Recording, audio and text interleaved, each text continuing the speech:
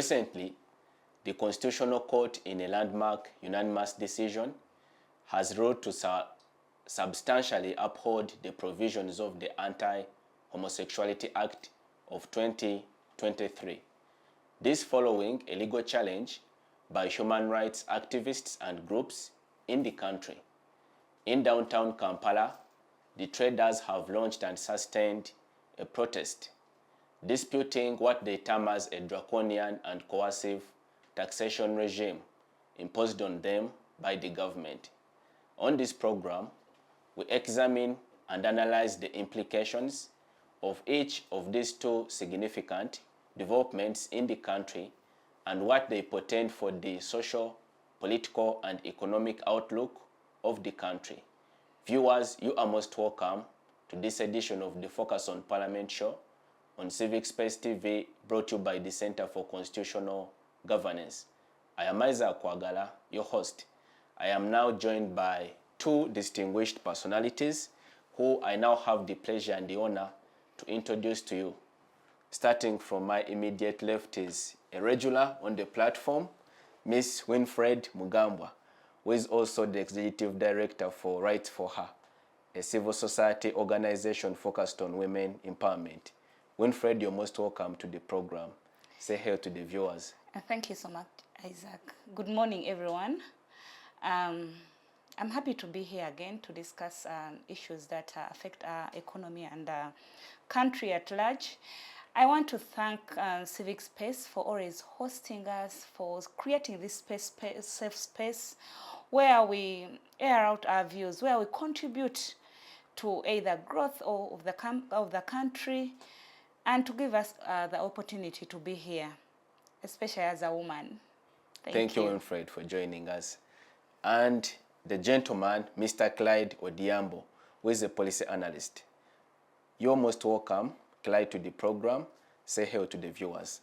Thank you so much, Isaac. Happy to be here this morning. Talk about the issues that affect the people down there. Being a civil society leader, I work with Tourism Foundation, and I think working for the young people, these are the people from, the workers who are down there in the streets. These are the people who these bills are affecting. So when we have such a space to talk about the issues that affect them, even where they are, they feel that the people can speak for them on their behalf. Thank you so much. Thank you for joining us. Winfred, let me start with you.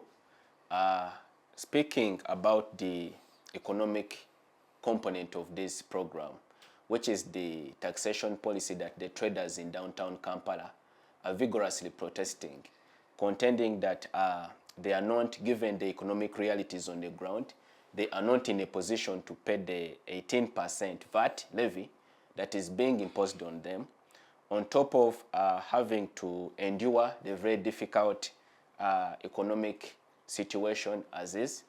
What have you got to say about this? Of course, bearing in mind that on one hand, the government justifies the tax as necessary to meet the growing social service needs of the country, whereas for the traders, they deem it unjust. Thank you so much. Of course, the government's responsibility, as per them, is, to me, I feel, as per them, they feel it's about justification. Yet to me, I would feel we can't get a solution, say to someone that this is a solution to the problem in your sector, yet we have not even helped them create awareness to why they have reached where they are and why that solution is the very solution to the problem. Yes, the taxes are there, and the traders are saying it's wrong and we don't understand it. And to me, I feel it's right. I put myself in their shoes and they're like, were they even sensitized enough? We've had them say that they even don't understand about that portal. None of them have said it. Many of them said when that was introduced to them, how much did government put in to sensitize the traders, to even inform them on the 18%. Why are they collecting the 18%?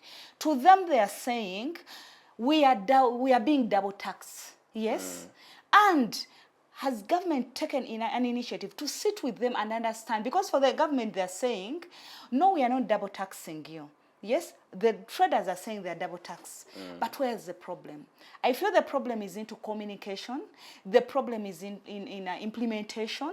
The problem is in, do even also the government persons who are implementing this, are they aware about it? Are they educated enough that what they're implementing, they also know what they're implementing?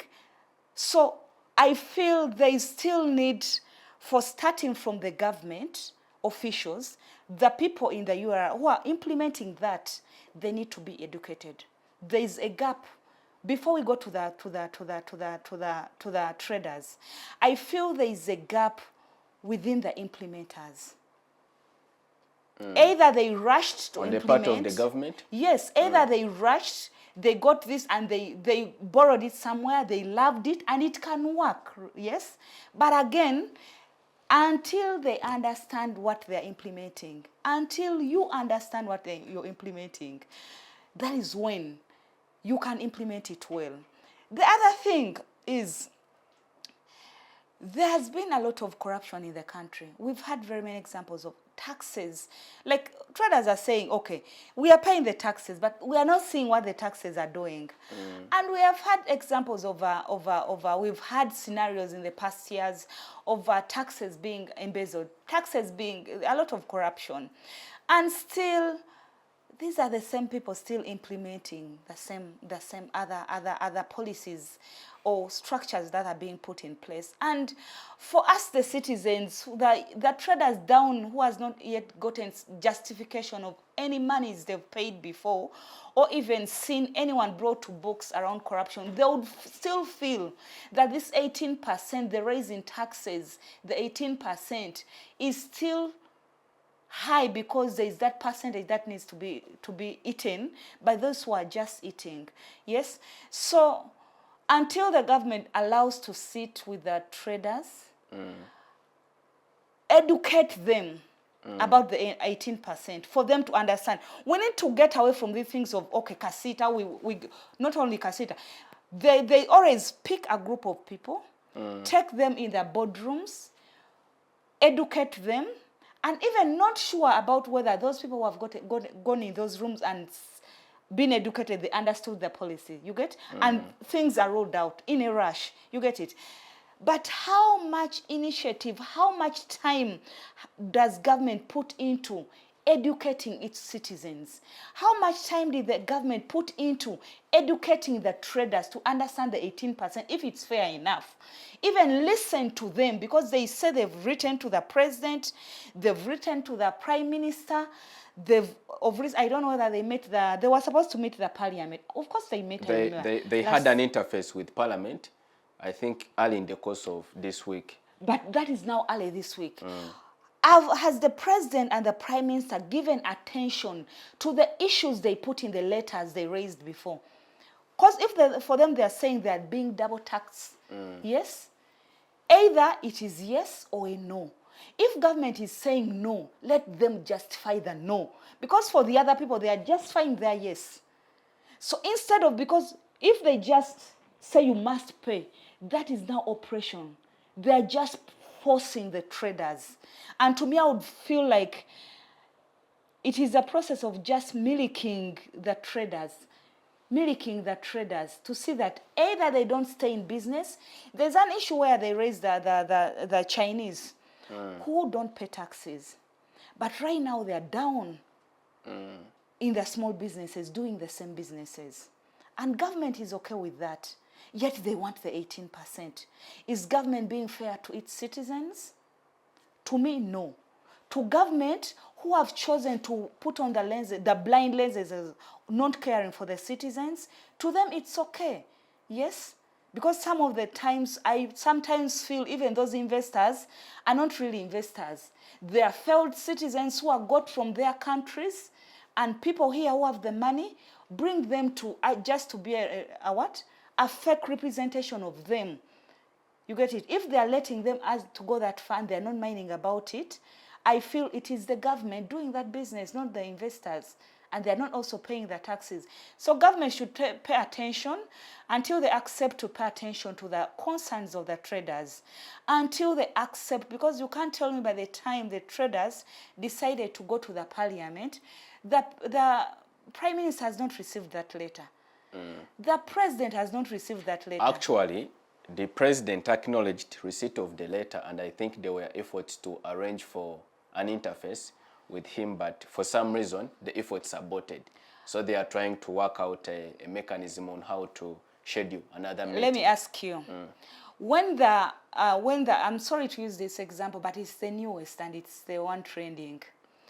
When the speaker, Anita Mong, was launching her hospital, yes, her private hospital, this is one individual of the country, yes, the invitation was of recent, and it was like, I have invited the president, you get it?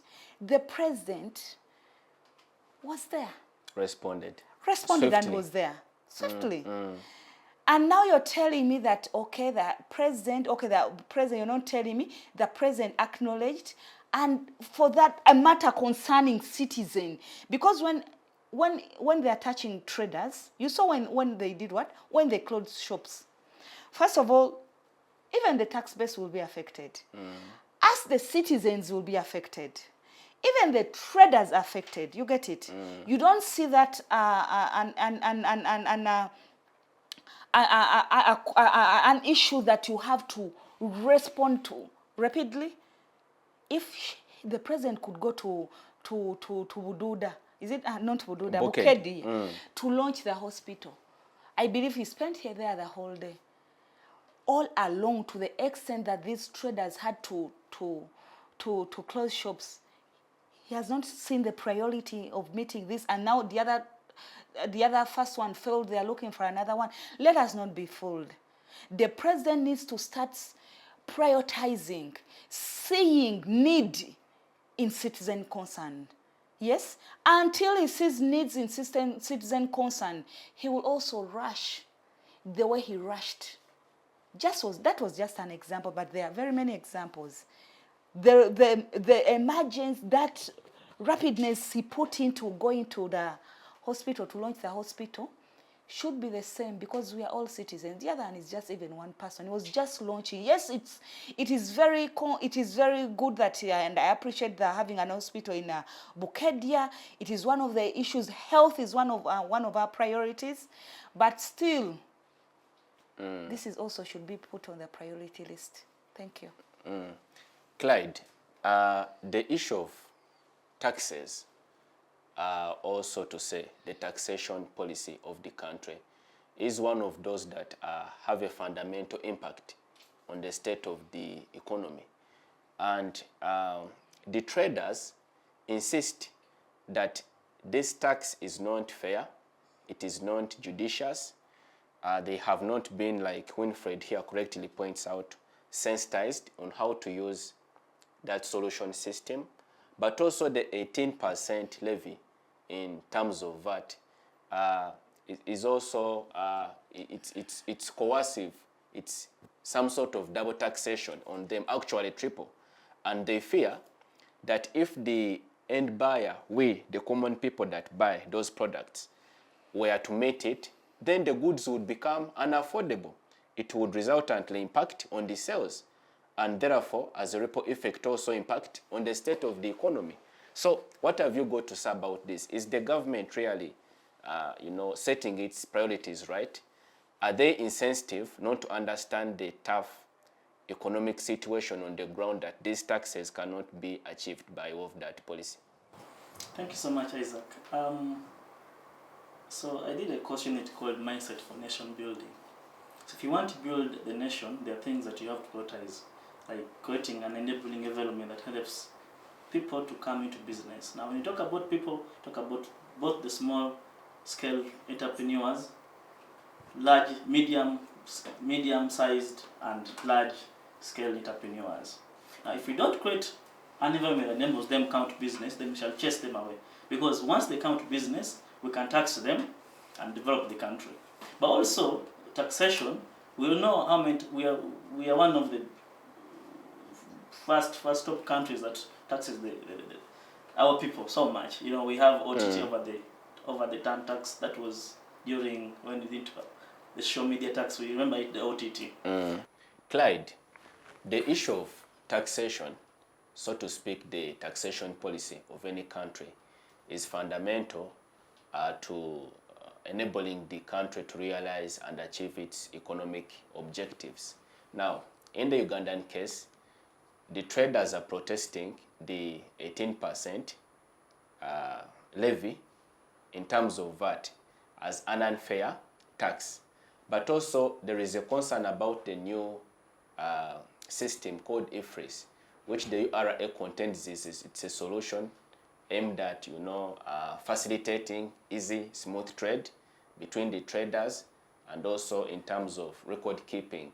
But I ask the question, how is the country going to be able to realize the benefits of collection of the taxes from the traders when these concerns persist? Oh, thank you so much, moderator. So let me start by saying that we have a number of taxes in Uganda that the government has put. Of course, one is when you're buying fuel. You know, there's the OTT, there's the VAT, there's pay as you earn, there's withhold tax, all these taxation models. And every person at one time you're paying these taxes, right? So I didn't mention property tax. So everyone at one time, you have a property, you're paying, you're going to buy food. Now, for example, televisions, they are paying to get the satellite, you're paying to watch it. So there's double taxation everywhere. But I was going to say that there's a course I read called Mindset for Nation Building, that how would we build our nations? So to build our nations, we have to bring policies that attract both small-scale business owners, medium-scale, large-scale, to come into businesses. Because we know by the end, we're going to tax them and be able to develop the country. But also, if we say that we're taxing them to develop the country, they should see that ultimate benefit. So in terms of infrastructure, how are the road system, right? How is the health sector? How is education? So people are paying all of these taxes and not seeing that. If they go to Mulago, they can't see their taxes there, right? If they go to UP schools, also, they can't see their taxes working there, right? So they're like, what is happening? Why are you adding us? People would not have a problem. Ugandans are so good people, they could keep paying the taxes. But if they see the benefit of the paying taxes. So to create an enabling environment where you shall make the entrepreneurs pay taxes, just like how Winfred put it, that there's a key thing in a concept of leadership called stakeholder engagement. Now, stakeholder engagement is not picking 5, 10 people for boardroom meetings. The real people who are hustling are the ones down there, not their leaders, right? So, to engage, to reach the local people down, you need their leaders, but not for boardroom meetings. Because I want to give an example that we all know, that the teachers, if I could just go to the teachers who are struggling with perhaps the salary range are the people who are getting U7 in government-aided schools, right? But when they call UNATO meeting, the people who go for those meetings are not teaching in those UP schools. So that's the best example, that those people that are leaders of association, perhaps when they go for board meeting, they don't know what is affecting the real person down there. How do we reach them? So through the leaders, we can make sure that we have citizens. Have we sensitized them enough to know why they are going to pay the 18% VAT, right? Now, if you're telling them that we want to build better industries, who are the people having industries here, right? We all know that we're in a country where if we are, building a road, we bring Chinese, Chinese come with the Chinese, Chinese come with the Chinese. How are we creating jobs for our local people to also enjoy their country? So it's like we're favoring the outside Foreigners. people. Yet, if I'm a father, if I'm a father and I'm having maybe relatives, I'm having maybe workers, the first part I'll think about are my children. How much I have a good heart. I know that our country have good hearts, right? We want so much to please the other foreigners, and their people, right? But first thing I will know that my children have gone to better schools. Then if I have a good heart, I can also take my relatives. So, as the government, the first thing should be the Ugandan nationals. Then we can please the other foreigners, because if a foreigner now comes, and for example, somebody I look up to, a con, comes here and says, I want to, build a park, there's free land is going to be given.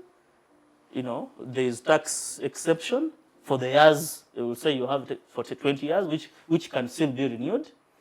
There are those offers. You can even see our president picking the person from the airport, right? Yet me, I think that if Clide makes the country proud, let me also be picked by a minister, right?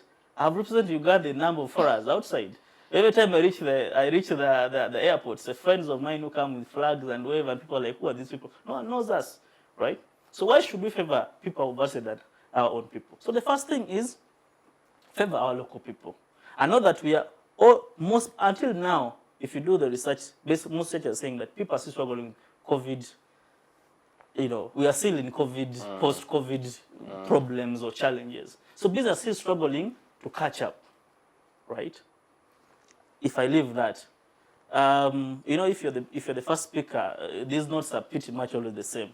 But I'm paying tax, right?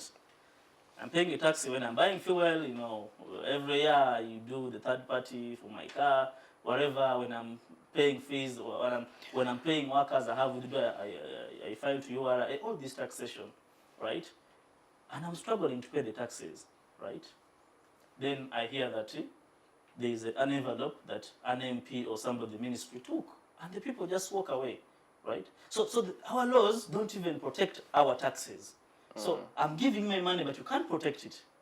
You know, when for example, we are friends, and I'm sending you to maybe where I come from, Busia, and I'm saying that, Bwana Isaac, this is 100 million, you're going to pay for a place in Busia Municipal Council, carry this money. The first thing I'll ask you, will you reach safe, or you can transfer it through the bank?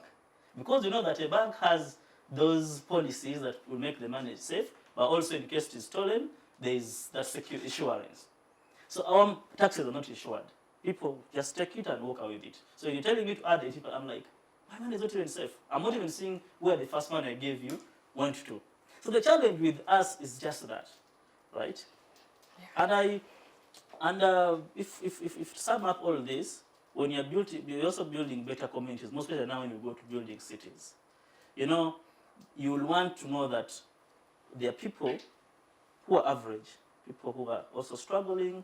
There are those also don't earn a dollar. Until now, the poor don't earn a dollar. I've moved the whole of this country, local communities. People are struggling, right? So when you're building a town like Kampala, and now Kampala brings all of us here, right? Are we putting is government saying that 80% will help us build now? This place will be for people even those who are struggling to start can now, you know, come here, rent here at a low price, and also start their ventures here. Like a place that is not highly, they're not paying highly, but people like Clide, who are from local background, can afford to pay. But government does not have that. They will talk about the potholes and the what and the what and the what, and we know that most roads that we have are under loan, and we also know that it took us 100 years to clear the loan. So where is our taxes? Thank you. In people's stomachs. Winnie, concerns have persisted about the methods and the strategies that the taxman, the Uganda Revenue Authority, is employing to collect the taxes from the traders. And it forms a part of the reason as to why they are really protesting. They say the taxman harasses them. Sometimes they come without any justification, they impound the goods. Some of them have been actually arrested and thrown into jail. But in some rare cases, especially around the border districts and crossings, some people have lost their lives. Is this a sustainable way of collecting revenue from the business community? Of course, no. Of course, no. That is why we're saying, is the citizen really cared for? You can't tell me that, okay, I am more criminal than a person who is embezzling government funds. I've not seen one who has been embezzling taxpayers' money handled that way. You get it? People are called to court. You get it? Yes, they've been taken to prison. But you can't tell me that I am having my business down there in Chikubo. I have not paid the taxes, which is wrong. But again, you're bringing someone with a gun. Some of the people, remember, have not even interfaced with guns. You get it? So, yes, we see people moving, soldiers moving around the streets with guns, but some of us have not even come near or even touch it. Personally, I have not done it. You get it? And again, you have to use that to collect money from me, taxes, as if I'm a thief. If you can't do that to government officials who are stealing, I'll call it even not embezzling, it is stealing, who are stealing taxpayers' money, why are you doing it to just a citizen who has failed to pay taxes? You get it? There is a problem. You've also mentioned people dying. Is it what we are looking at that we are saying? Because now when they were talking about when they were presenting the budget, they're saying that we are moving away from being dependent. We are trying our best, the government is trying our best to see that, because of course the government earns from the people. If they are saying we are moving away from being dependent, we are now going to focus on a monetization of the Ugandan economy, it means that now we need to engage the people more. We need to make sure that we get that money from them. But taking them to prison, killing some, throwing some, you can see men, like just throwing the things. Even the things are getting destroyed, first of all. They even throw people. First of all, even the trauma, they live around the space. The trauma, they live with the customers. Within those customers, there are those who want to start businesses. And someone will be like, am I going to be handled this way? The trauma they are living around, the businesses around, of even those who have paid the taxes. I'm not saying that it is right for the citizens not to pay taxes. But again, it is wrong to handle them the way they are handling them. You get? It is wrong. Someone's life. And again, I'll ask myself, before going to someone's life, how trained are these enforcers?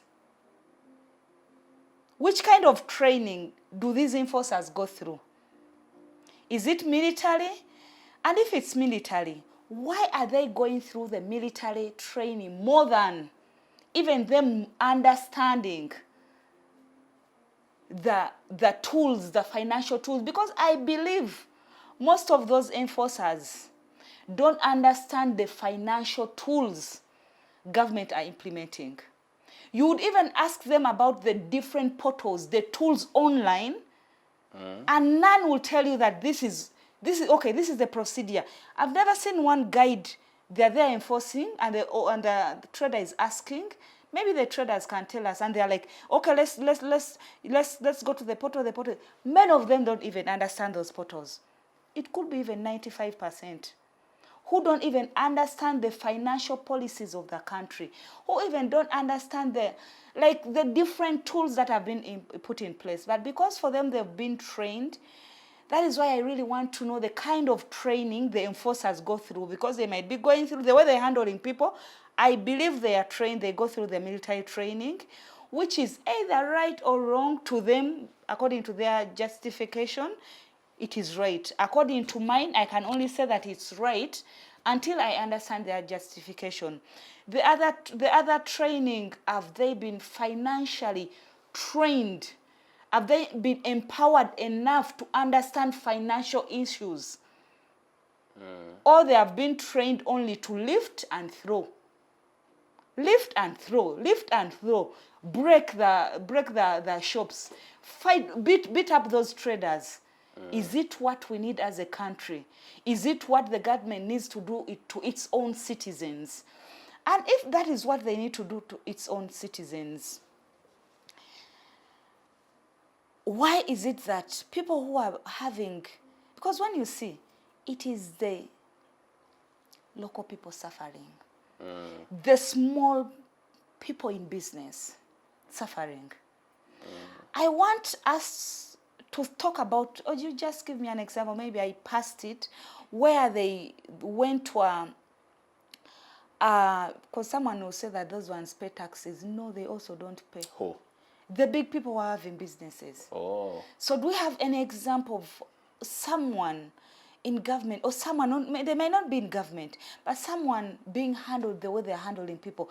When you see them when they go down in Chikubo, yes, or go down, they always move around. You could see, me, I stay there in the village, but you could see the local councils, the people coming from the district with the vehicles moving around, having those kanyamas, Yes, someone has to be with a body. I think this body of mine, they may not.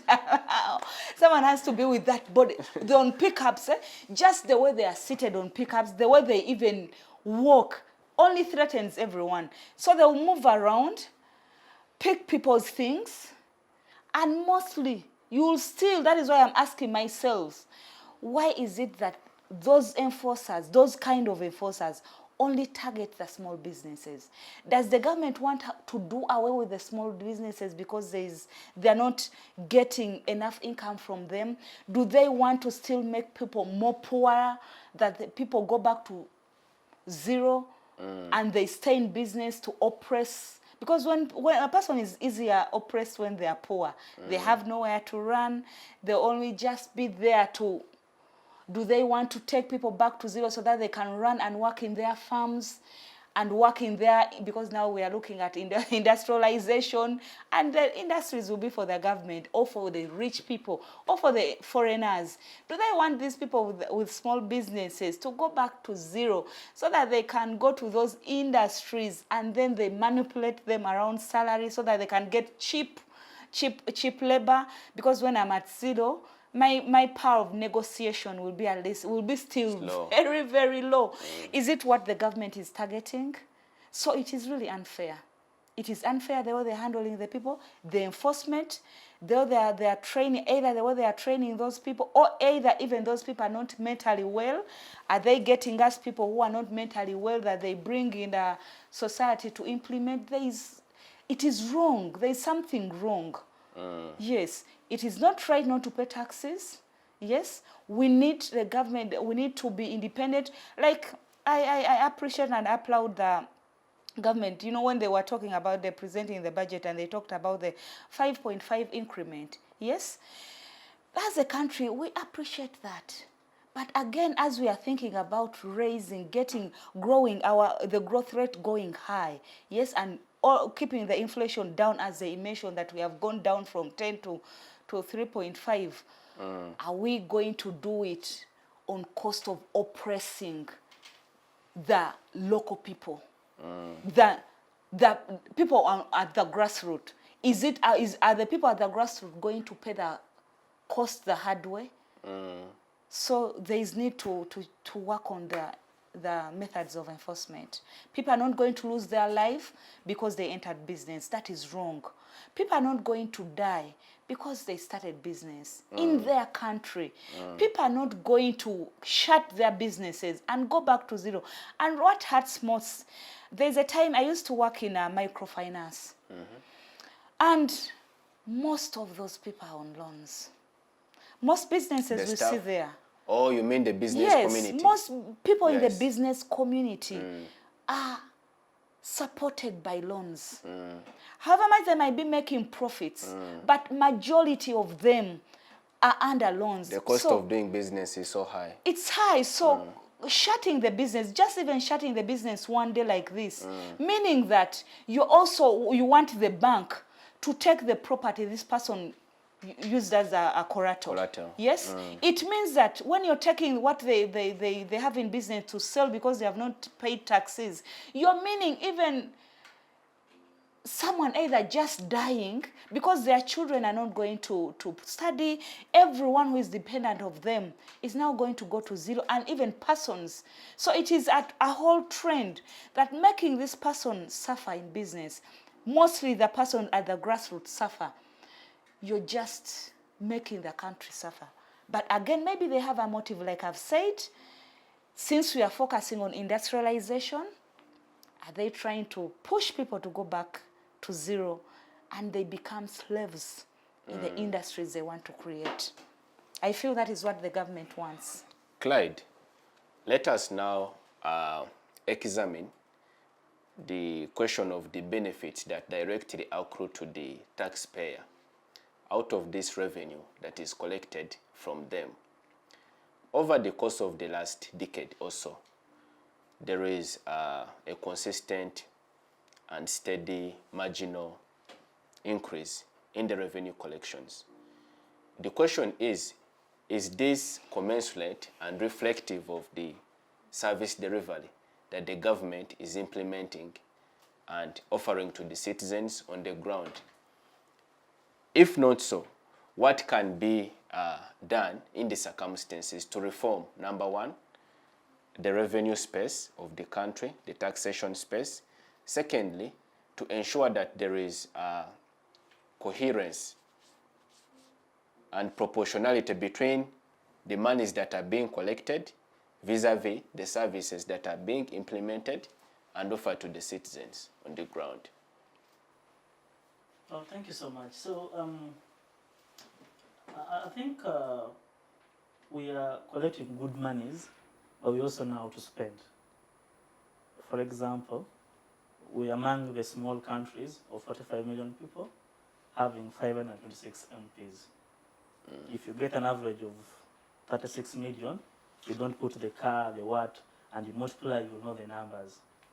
So where I come from, Busia, we are among the biggest contributors of revenue to this country. Busia border gives Uganda the biggest. But go to Busia.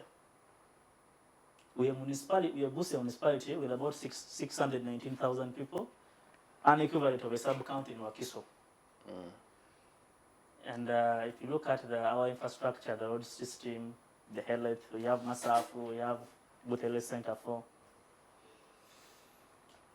Sometimes I always, you know why we have been moving memes that being Uganda is a full-time job. Because sometimes I discuss with my friends and I'm like, but I'm just a junior person. Perhaps I graduated just a few years ago. These guys have read a number of books. What's the problem? Where did the rain start beating us from? People are very good, but when they go to power, I don't know what changes. We all know that people who are leading us have had very good missions before going to power. True. Right? They know the problem of Africa, African problems. We know the problems we're facing our continent. We know the problem facing our local level in the communities. What's the problem? We are putting UP schools without teachers. Now we're putting their teachers with poor facilitation. Now, good schools are charging high. Now, the teacher will want to take a child to a good school. I don't know which good schools are here, but for us, we come from St. Peter's, I don't know, Namagunga, Vichy, King's College, Budo. But a teacher... Tell us one from Busia. Why Busia. I think, but also, the business people of Busia also, when they come here, they don't want to go back there. So even their children have gone to these schools. So they can't let their children be in Busia. Right? Because of what is there. Because of what is there. To improve these schools, one, you know, if you want to improve the education system, know that apart from the structures, thank you, they are building the structures, even if they are little, but people teaching. So a teacher who is getting Mtwara Anamusatu, U7, do you expect the child to take? Do you expect that person's child to be in a good school? And that's now that the teacher also wants to stay in a good house. Now they will go for loans. Now a teacher's loan goes for 5 years, and they'll give you like 5 million. You go to a village, buy a plot, because 5 million can only go for a plot. Then service it for 5 years. Now you'll be getting a half of your salary. Let's say you get 500 and you're getting 250. Now tell me, getting 250 in a month. The whole month you're getting 250. And that will be for 5 years. Now, that's when teachers give their ATMs to money lenders. The children are sleeping hungry when they are sick. Now, after 5 years, they again get another 5 million. What can 5 million build? The Kasisira. 5 million, and again they pay back For over 5 years. 10 million because of the 5 years.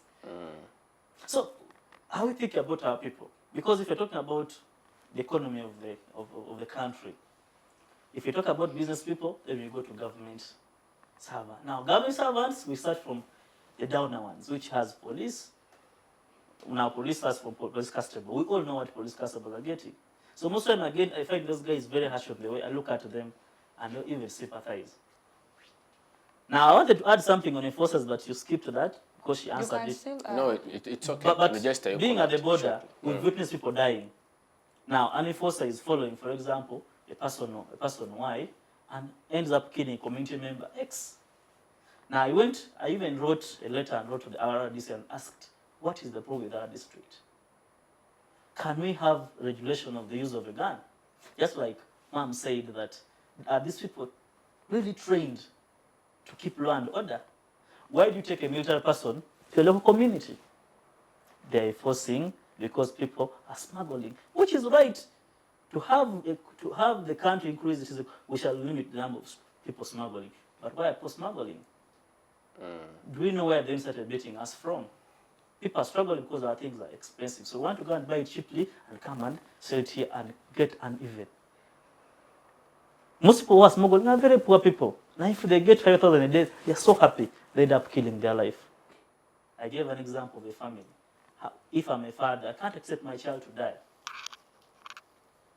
Let's look at how we make businesses work so that our people can be incorporated in those businesses. Let's enhance salaries for civil servants. Now, to enhance salary, because government said there's no money, let's start from top. Let's decrease the number of MPs, number of ministers, number of their facilitation, the car, the what. Let's just have bare minimum. And let's limit corruption. I can give you a case study of Rwanda. In Rwanda, whether you're a big person or a son of a what, if you've got even corrupting $1, you know what happens. You're charged. You're charged not here. You're charged for fuel. When you come back, they appoint you to a big position. We first knew that the roads, this Uganda Roads Authority boss one time was taken. When he came back, he was appointed. And a number of people are being appointed positions after having issues of corruption. Maybe you believe that you would have reformed. You would have reformed. Now what? So how can you equate an ethical environment, ethical leaders? And if we go to issues of corruption, discussion of corruption, we know it's a mindset. Somebody said, I had a rumor, I don't know if it's true. Me, I don't watch news most times, I don't read newspapers, but I had a rumor that somebody was getting 100 million, I think, and he said it's not enough, he wants 400 million. In Uganda here. Now, how will I pay my tax if my money is going to some person? Why? We all know that we paid some money to South Sudan for creating a war there. Why are we going to these charges? Why? Yet other countries are giving incentive to their people to come to business, change your lives, build good houses, let your business be sustainable so that you can give us some money to pay the workers. Now, in Uganda, it's very hard to question a civil servant that you know that you're working, I'm the one paying you. You say, how? They don't know anything, like we are the ones paying them. Are we not the ones paying them? Like they have more powers, not that we are the ones paying them. Most times we interface with big people and enforcers, and you ask them, do you know that we're the ones making you stay there? They don't know. Because they also know that they are getting more money through corruption than what the government is paying them. So that I can live without even that money, let the government not pay it. If they're chased away, they start crying. But anyway, who is willing to chase anyone away? Of course, we thank the government, we thank the president. Some of the people in the Iron Seed saga were demoted. But is that a punishment? Is it a punishment? By demoting them, by not taking them back to cabinet, it's not. It's like an initiative that you reform, in the next reshuffle, we can bring you back. So yeah, I think basically, if a person, I don't know who gives us news, but when most people come here and they give us a review, they say, I've been to the best country. Yes, we love Uganda, we respect Uganda, our life is here, and we want Uganda to move. And that's why we're able to come comfortably here and talk what we think is right. But of course, we're also in a country we know that when you speak, when you wake up and say that, yes, the Entebbe Express is a good road, then the opposition think that you're now on government. And when you say that Ginger Road is so bad, it has their pothole, then the government thinks you're now in opposition. Yet the best thing is all of us have a voice to say, and that's adding a brick, right? Because if I was in a position to build a hospital in my community, I would do it. not politically, but I think I would do something like that to add to what government is doing, right? But since I'm not in that position, I'm not able to build a hospital, a school, my work now is to keep government in check. It's providing checks and balance, and that is Article 1. For all the African Constitution says that power belongs to people, people have a voice to add to the country, they have to. Now, but government think that if you give the check and balance, you're now in opposition, that you're putting them in check and balance. No. Focus on Parliament now takes a short break. When we return, we discuss the implications of the Constitutional Court's judgment on the Anti-Homosexuality Act of 2023. Digital rights are those human rights and legal rights that allow individuals to access, use, create, and publish digital media or to access and use computers, other electronic devices, and telecommunication networks. Digital rights include a right to freedom of expression, information and communication through technology, a right to privacy and data protection, a right to credit for personal works, a right to universal and equal digital access, a right to identity, a right to anonymity, a right to be forgotten, and a right for protection of minors, among others.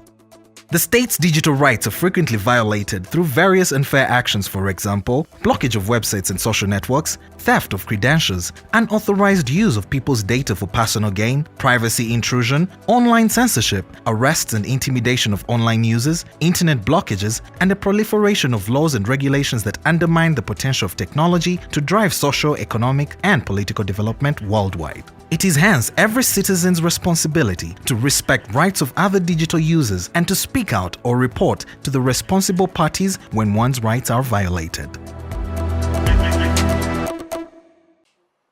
Welcome back. This is the Focus on Parliament show on Civic Space TV.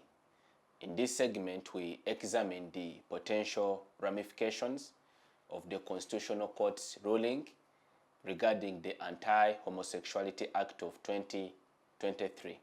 Let me start with you, Winfred. This specific piece of legislation, initially, when it was being mooted and then subsequently passed in Parliament, it drew a lot of condemnation from the international community and also the donor community. The World Bank came out to suspend funding to the Ugandan government, and also the government of the United States also, it introduced measures aimed at sanctioning and imposing certain travel restrictions on key personalities in the government. Now that we have a verdict that has upheld key provisions of this piece of legislation, what is the possible reaction from the international community and the donor community in view of the latest judgment? Thank you so much. First, before I go to the external, I want to start from the internal. As Ugandans, we need to first ask ourselves, is there an LGBTI community in Uganda? Yes? This law was passed. Is there a portion of the citizens that are going to be oppressed through this law? Because when I focus on external first, if I focus on the external first, to me, I would feel that there is something would miss out. And to me, I would say that, yes, we have LGBTI persons in the country. And I think we mostly look at the LGBTI persons we are seeing around the TVs, the social medias, who would maybe even be 1% of the LGBTI persons. I will even go back to, we have very many LGBTI persons in the closet. When you look at a B in that LGBTI, the bisexuals, it means that even some of the people who passed this law might be unknowingly having a bisexual woman or a man sharing a bed with. You get it? That is why I was talking about the percentage. That we are talking about a law, and I don't want to first go into the culture, our beliefs. Those beliefs are there. But again, we want now to be, I'm talking with reality on ground. When Parliament was introduced, this is something, I'm not a lawyer, I'm just a local citizen. Who is there and I'm seeing like, but now as a human rights defender, who even does work around GBV, gender-based violence, sexual harassment, I said, how can I even hold the Parliament accountable? Because these are statements that were said in Parliament. When they were introducing the law, as citizens who supported them, because now they said, most of the citizens supported. They showed us, they brought out examples, they told us schools and where young children were recruited and they were being sexually harassed by big persons. There was even rounds of videos, everything, but I want to stick on that of the Parliament, on the Parliament floor, where they mentioned schools, and up to today, as a human rights defender who does work around sexual violence, who feels and knows what a survivor or a victim of sexual violence goes through, that up to now, we have never seen a court, or we have never heard of the case, because very many stories are written in newspapers. We have never seen a story written about those people who were harassing, the pedophiles, I would call them in simple terms, but about those mentioned examples of the persons who are harassing young children. I ask myself, were they relatives of the legislators that they feared to put these adults who were harassing the young children in school, that they feared to put them in books, to hold them accountable? Were they then, some of them themselves, who are doing this? Because I believe the LGBTI community has also come out and said, we don't support pedophiles. We also want these people brought to books. They need to be held accountable. And they also gave examples of some LGBTI persons who have been in prison for defilement. They gave examples. But that question puzzles me so much. Why did Parliament stay quiet and didn't bring the persons to face judgment on harassing the young boys they mentioned? That is, I wanted us to go back. Because if we put a law in place, but we can't hold people accountable for their actions, wrong actions, it means we don't have a solution. This law is not going to be a solution. Because if it is a big person who has done this, it means that they can easily get away with it. That is why I didn't want us to start from the international community. Because I know there are very many LGBTI persons who have not even interfaced, who don't have even the privilege of what they're talking about, the donors influencing them. Where is this law leaving them if it is in place? That is why I asked myself, we need to answer the question that, do we have these LGBTI persons in the community, in our community, within us? Are we LGBTI persons? Because if we have people within us, they are us, it means we are the same. How can we start learning to coexist? I'm not saying remove the law, but what I'm saying, what is the law going to put? How is this law going to affect that LGBTI person on the grassroots, who even doesn't go in cameras, who doesn't know any donors at any one time when things have worsened? Because when things worsen, some will go abroad. In all communities, even in the heterosexual communities, we have seen when the health sector here is bad, we have seen ministers going abroad to be treated, their children to produce from abroad. Where is it leaving that LGBTI person here. Because now we have seen World Bank has freezed loans, new loans. Yes? We have seen we have seen how which my people are putting it so much on the pattern. I feel we are putting it so much on the LGBTI community that the Western world is holding, and also it is affecting their support to us because of the yes, because it's violation of human rights. But we are also forgetting that there are other violations in the country.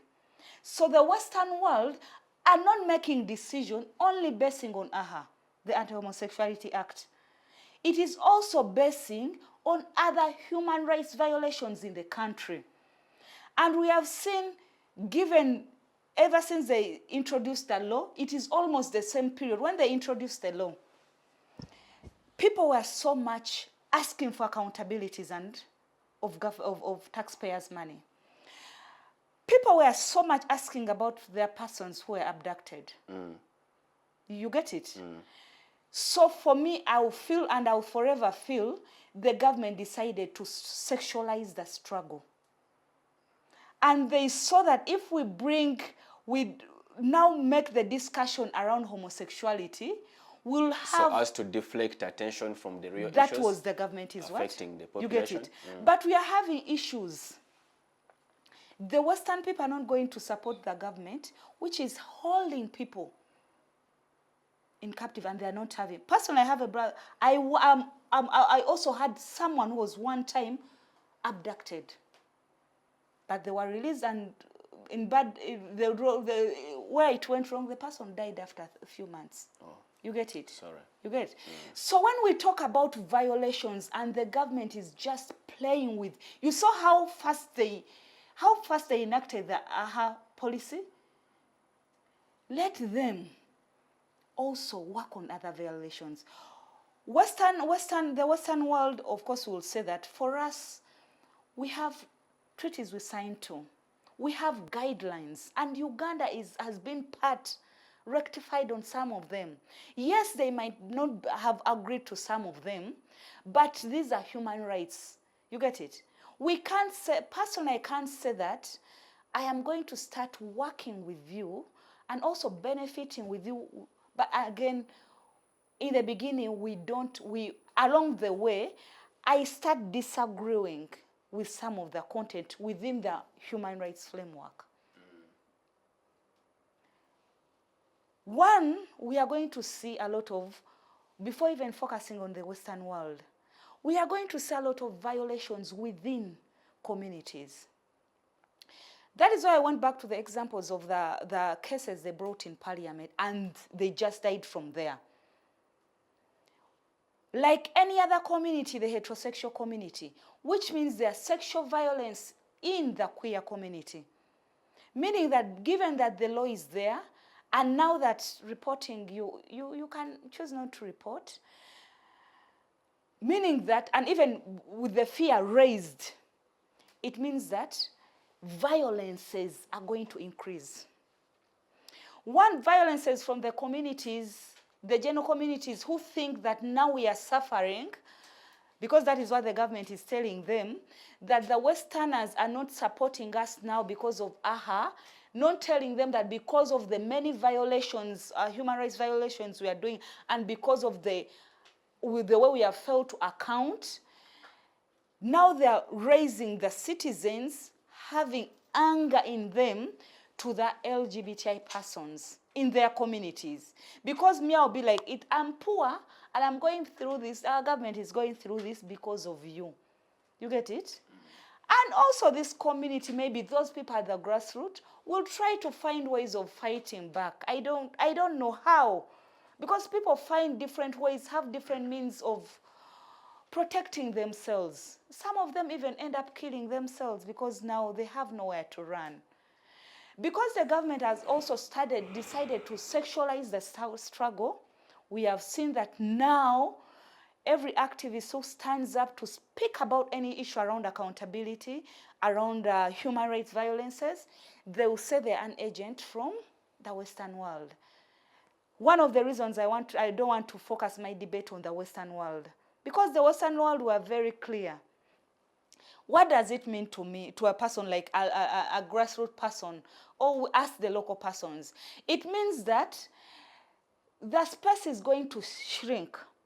If we had 10 human rights defenders or activists in our area who would stand up and speak about the violations, the abductions, the roads that are not done, the accountabilities, the money that are eaten or embezzled by state actors, if there were 10, they are going to reduce to 5 or even 2 because people fear to be labeled as homosexuals.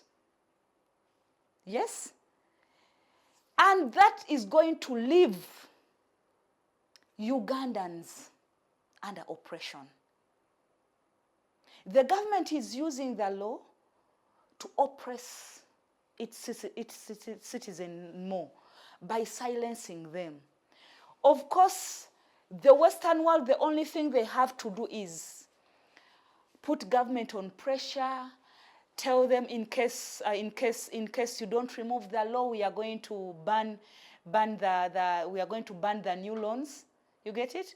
And now the government have strategized, which is very good for a country to strategize to be dependent on themselves. But remember, as we strategize, as we enforce to be dependent, we will oppress the person down to like getting more taxes so that we can sustain ourselves. The government has gotten a solution for that. You're telling us we are not giving you more loans. The government has said it is okay.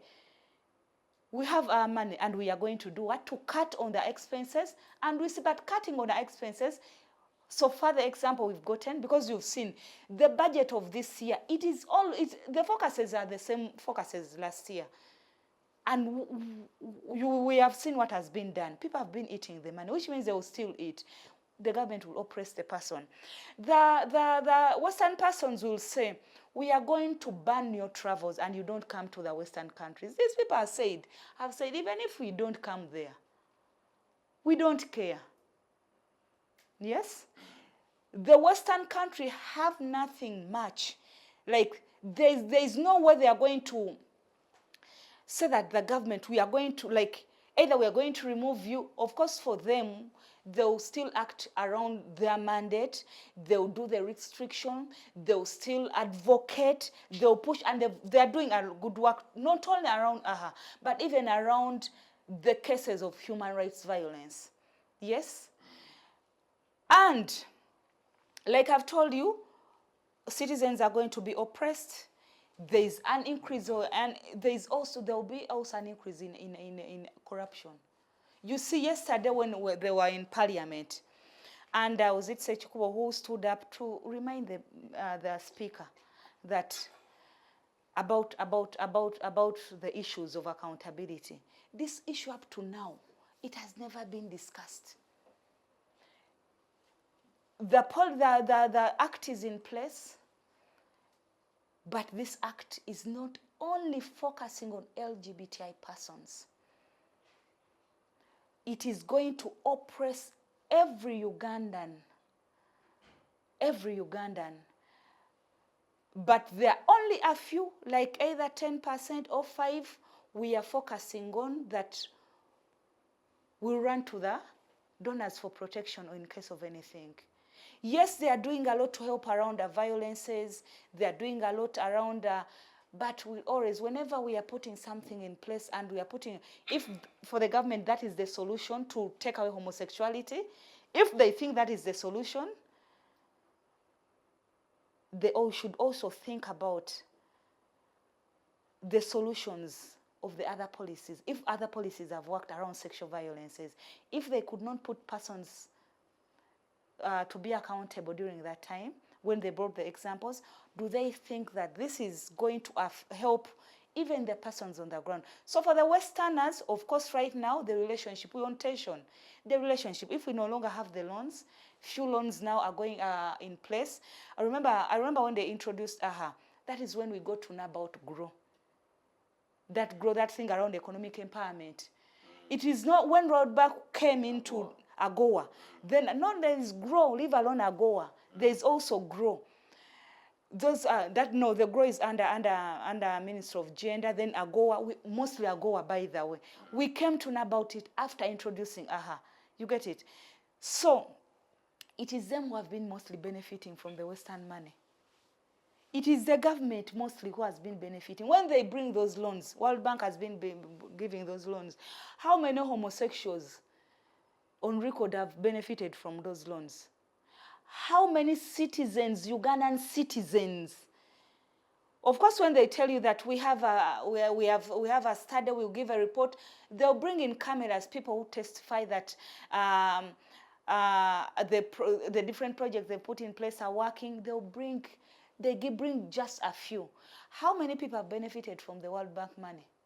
Yes, we benefit from things like the roads because we move from the roads, but around Kampala with the potholes, yes, you'll benefit because you have a road where you're passing, but people who are having cars will have to incur more expenses. MPs, members in positions of government have embezzled this money. So, sorry, however much the Western countries, America, World Bank are putting sanctions around this, but still the government are not bothered because they know, the state actors know, we have been embezzling this money. So, and we have gotten somewhere. We can even embezzle. Let's now go back and oppress the citizen, continue oppressing them, steal from them, and for us, we shall be satisfied. Other things like hospitals, other projects that they've been doing, other donors who have been supporting, because now even donors will fear coming into a country. Still this week, the Minister of Tourism gave a report on a decline of tourism. No tourists would want to come in an insecure country because right now Uganda is on tension. We talk about security being, okay, they've beefed up the security, but truth is, there is insecurity, a lot of insecurity within. So if the tourism goes down, the income from there is going down, meaning that even other donors will start now fearing investing in a country which violates the rights of its citizens. To conclude, just now I'm saying, yes, the act is in place, but it is for their bad interests. It is for them. It is for the government to silence people who stand up to speak about human rights issues.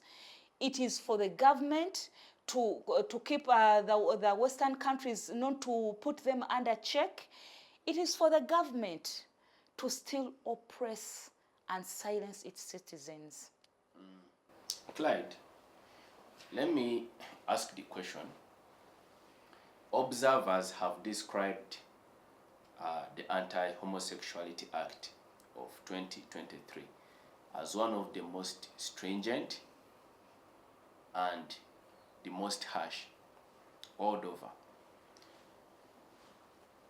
In the country, critics, especially human rights defenders and groups, have also condemned this specific piece of legislation by reasoning that it's some sort of sideshow.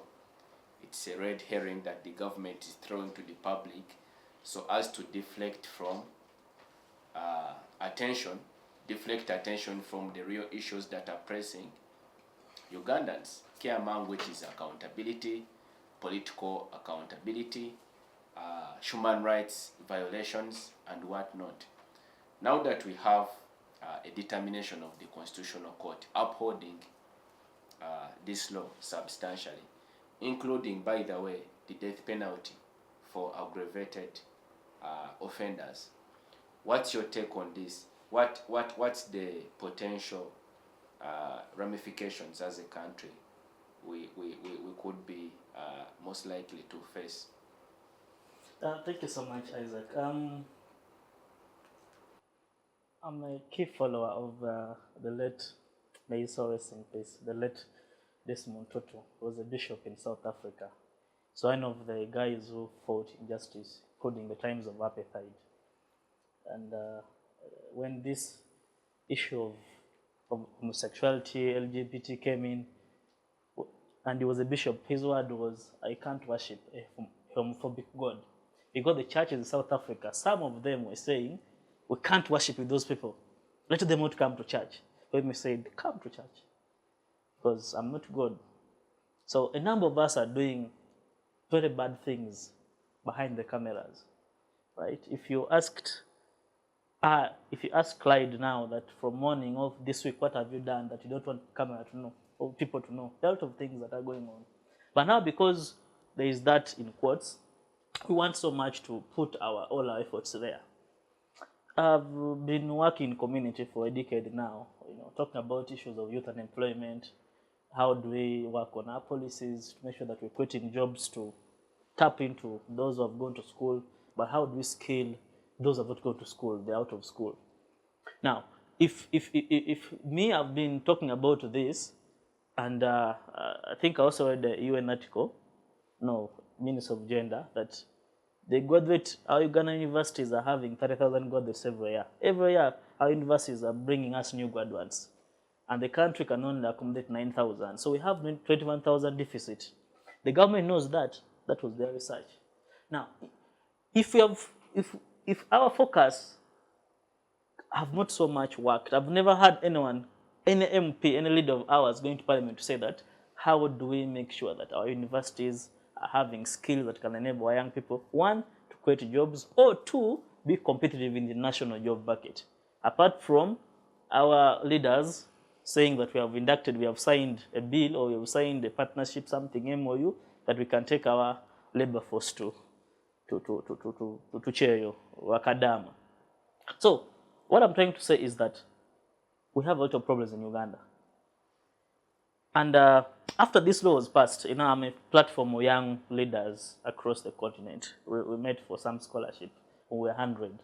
So I have a friend, he's called Smangalisha, he's from Tanzania. He wrote for me a very long script. And the one thing, the key takeaway was, if your government could put all this effort in one, the global challenges that are affecting the country, which we have women empowerment, youth unemployment, climate change, infrastructure, education, health. If that anger is put there, we could be somewhere.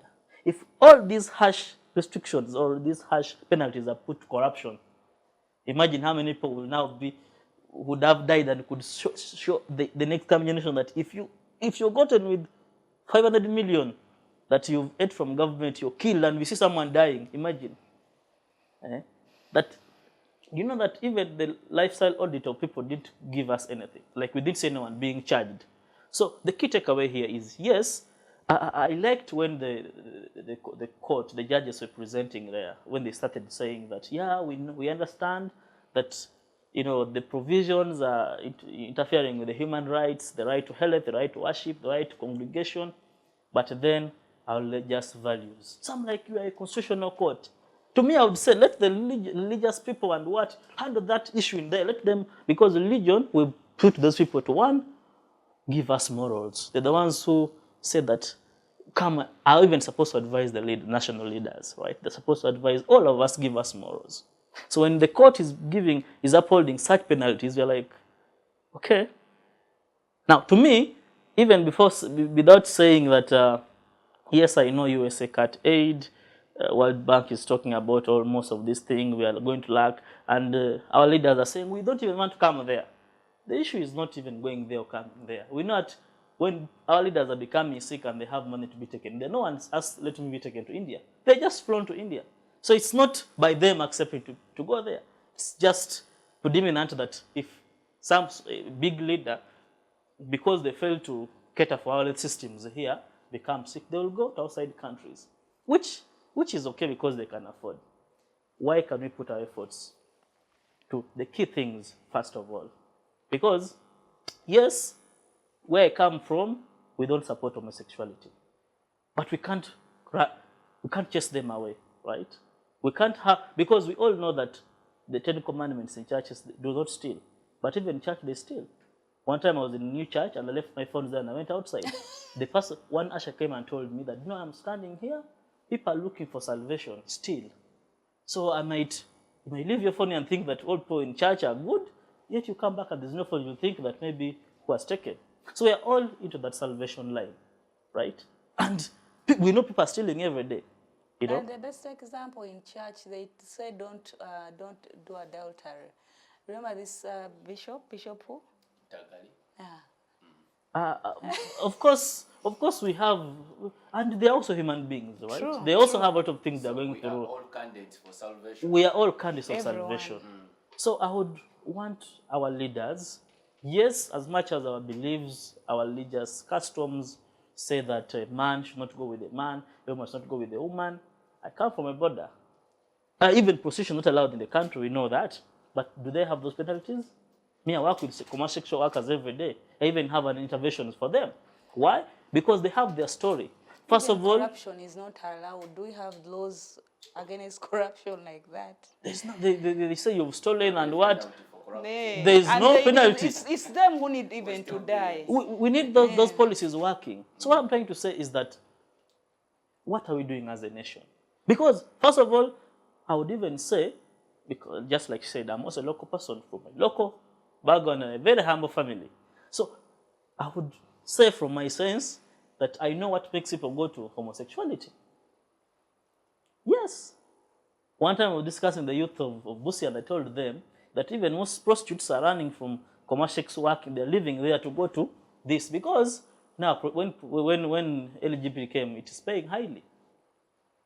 I don't believe in that LGBTI person is paying highly. Everyone would be there because everyone needs So money. there's a point I'm bringing, that the indoctrination part of it, the people they are recruiting more, and what they are paying them, why are they paying someone to do a wrong thing?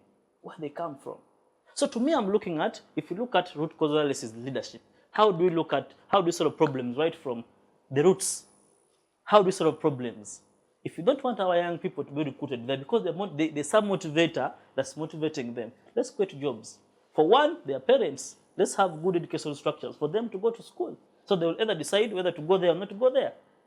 I read a paper, and I think some leader was saying that IGG don't overgo into those people that you check in their lifestyle audit.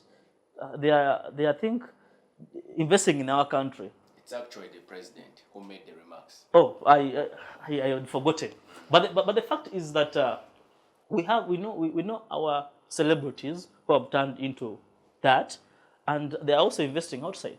Let them come and invest from our country, because we need our country to develop.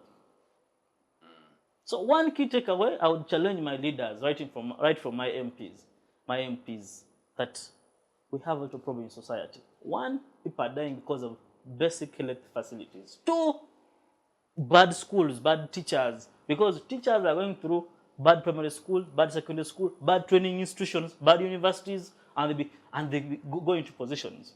Because if you looked at the education office in your district, I don't know which district you come from, and look at the people there, you will imagine the kind of people leading the teachers, and they say the teachers perform. Now, if you look at the whole ministry, I don't know the PS of education and sports, but I know the minister. If you look at you would know that we have a problem. Of course, if you look at the left, you will see Dr. Twini or whatever. But if you go down to a left office in your district, me, I want the local places. I always tell people that my accountability is from my LOC1 up to MP first. If I go to the president, so my local government office, the LOC5 and mayor and MP, how are they leading? Which policies? In parliament, what do they speak? Do they just call cameras? So our leaders are not intentional. On that note, therefore, Mr. Odhiambo, I am going to ask you to convey your closing observations on the program. Okay, fine. So thank you so much, Isaac. It has been nice chatting. And also, when you give us a platform to speak our minds, right? Because if I was in an institution, I'd be given a write-up. If maybe I was a minister or what, I should have spoken to someone too. But that's why you always say these are views of the panelists, not... Yes. So these are my personal views, and also as somebody who has grown up seeing challenges and, meander around to look at women and youth empowerment, I've been looking at how to develop community. And to me, I think that we can develop community, whether in government or not outside our government. We all have something to put together. But we can only put together if you have intentional leaders who know that there's civil society space, leaders who know that we have, elders council, spiritual leaders. All these people add something to building the nation. So I thank you so much for inviting us here, and we think that our country can develop. Thank you. But sir. when you're intentional in leadership. Thank you, sir. Winfred, your closing remarks on the program. Thank you so much. I'm always delighted and happy to be here with different people, learning from them. And as I close the remarks, I'll just first go back to what we were talking about. One thing I've felt and will not understand is one telling us that people are recruited into homosexuality. It also goes back to, because they give it as an example, young people are recruited into homosexuality by giving them more money. Young girls recruited into homosexuality and then defiled or even given money. We have heard of very many stories. Big men, elderly men, going to schools and spoiling our young girls. Should we say that they are recruiting young girls into heterosexuality by giving them more money? Let us not be deceived by the few LGBTI persons we are seeing on airplanes, going abroad, having money, being in parties. I am calling Ugandans to either, let us sit with these people and first understand them. Where they are doing wrong is, because until we have people-centered problems, we will get real solutions to the problem. If pedophiles, homosexuals who are pedophiles are the problems, we need to sit with the community and get a solution, an LGBTI people-centered solution. Even if we wanted this law in place, we needed to involve the LGBTI persons, have their contribution. You get it? Because when you look at the clauses, in reality, to me, I feel if recruitment of young persons into LGBTI is the problem, the law is not going to be the solution. Because we have the law against, we have cases around defilement, but every year we have more cases. And their laws, has it stopped? No. So we need to start, the government needs to start having people-centered solutions, involve people. The other issue I'm asking the government is, like still as I'm talking about the people-centered, we are having so much of solutions coming from top. Yes? Let's go bottom to top. Bottom up. Yes. All the issues we are talking about, we first talked about the traders' problems, why they are even rioting and refusing to pay. It's because the solution was from the top, not from the bottom. And let's stop having only representatives. If something is at, if an implementation is at, if a solution is at an initial stage and they think it will work, awareness should be, and education should be key. Intentional and meaningful education, targeting the real persons. Yes. The other thing is the government should stop using such laws as the Ahalo to silence other persons, to silence people who have come up to speak about the ongoing corruptions. Like my colleague has said, the energies the government is using into fighting homosexuality that they say is killing our culture and robbing our beliefs, they should use the same energies to fight corruption, because people are dying in hospital not because of homosexuality. People are dying in hospital because of corruption. Very many people are not getting education because of corruption. Infrastructures are dying. Very many roads we are seeing with potholes were worked on like a year or back. It is not because of homosexuality that we are having problems of the roads. No, it's because of the bad leaders we are having in place. We are having problems around, we have talked about taxes. Those problems around taxes are not because we are having a high number of homosexualities in the country. No. the government, if it needs reshuffle, let them do it. Of course, I will not say because the president is elected, but as we put trust and elect the president, let him at least act for now and do a reshuffle. If it means also, I won't say killing because I'm a believer, the Bible never talks about taking anyone's life. But again, it talks about holding persons accountable. Not until the president, Mr. Museveni, wakes up one day and acts on accountability, we will still hear him go and tell us, please people, stop abusing Anita Among because he's investing in the country. Yet she is stealing for herself. That hospital belongs to. But I'm not saying that he got the money from stealing, but he says the secondary school gives her $1 billion. How many people have secondary schools and they're having that as in person? In a few span, because we have people like me who have different schools, but you would see that when you do a track record of those schools or even other investment, there is a period. So having such people who are not supposed to be held accountable in positions that decide for our country is still going to die. Our problems are our problems are not the LGBTI persons. Our problems are the bad leaders we are having in the decision-making processes, the decision-making positions. And when they are the problem, it means now the president is also becoming our problem, is our huge problem, because he's not letting go away of such people. So I'm urging our dear president not to allow himself to continue being a problem, because right now he's a problem, just because of not getting rid of the people who are being a problem to the taxpayers' money. Or rather, thank you so much. Also be a captive of those people. That is why I said I'm urging him so that okay, let me rephrase. I don't want our president to be a captive because we love him dearly.